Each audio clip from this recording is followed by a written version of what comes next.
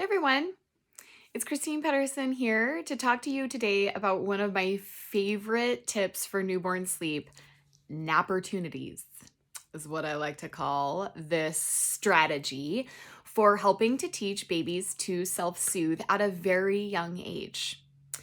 I'm really passionate about this topic because I was a pretty anxious, perfectionist newborn mom. I really struggled with deep feelings of guilt, shame, and fear around my child.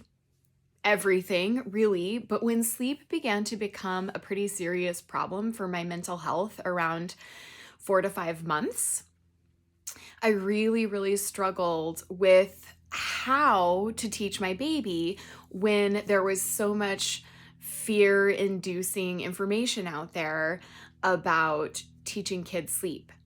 Many articles, blogs, Instagram follows, etc., will tell you that newborn babies cannot biologically learn to self-soothe. This is really problematic because they can. Do you want to leave them to cry for hours in order to learn how to do this? Absolutely not. But do they have the ability with practice and a calm, supportive teacher to learn to love their independent sleep space? Absolutely. They can totally learn to self-soothe. There are times when they are not going to be able to do it and they will need your help. And then there are opportunities that you can give them that will help them to feel confident and safe going to sleep in their independent sleep space. And then if these opportunities occur over and over again, and you have rituals and routines of support surrounding these opportunities, babies can learn to do amazing things, sleep on their own, take extremely long naps, give you 4 to 6 hours stretches in the middle of the night, right? So, what's an opportunity? It is an opportunity that you give babies to go from consciousness into drowsiness all the way to sleep in their own cozy sleep space. So there may be lots of times that baby is sleeping on you or in the car for convenience, but I also want you to have a bassinet, a crib, a pack and play around near you in the kitchen, etc., where you can just allow baby to rest safely while you are getting something done. And typically, I have parents getting kiddos into their sleep space early. If babies are getting into their sleep space late for their opportunity, chances are they're going to need more help.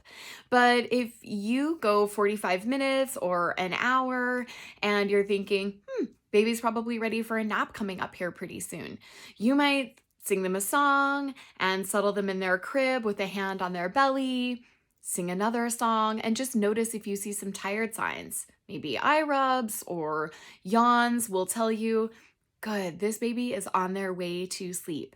And you might even say, I'm gonna go make myself lunch and then I'll come back and check on you.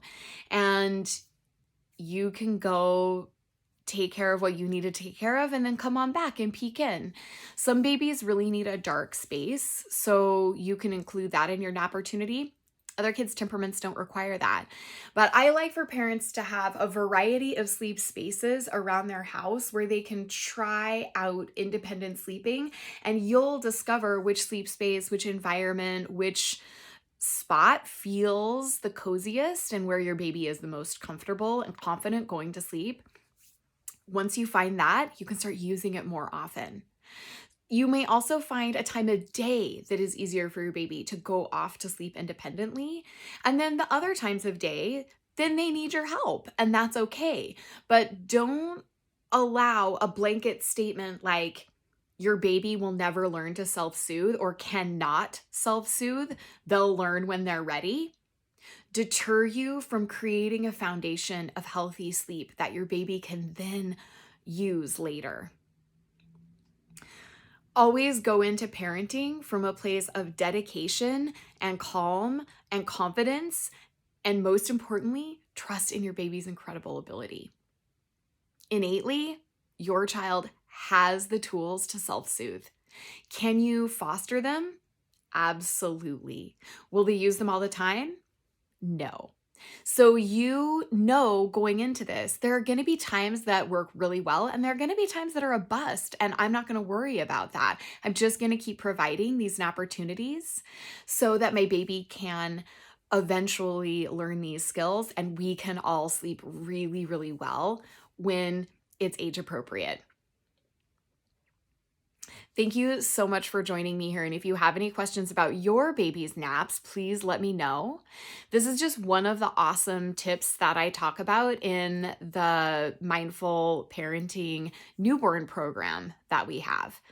Again, my hope is to help empower parents who might be struggling with anxiety and worry and perfectionism, guilt, shame, etc. about their parenting so that they can move forward from a mindful place of connection to be a guide for their child, no matter how old they are, right? We can start that process when our kiddos are newborns.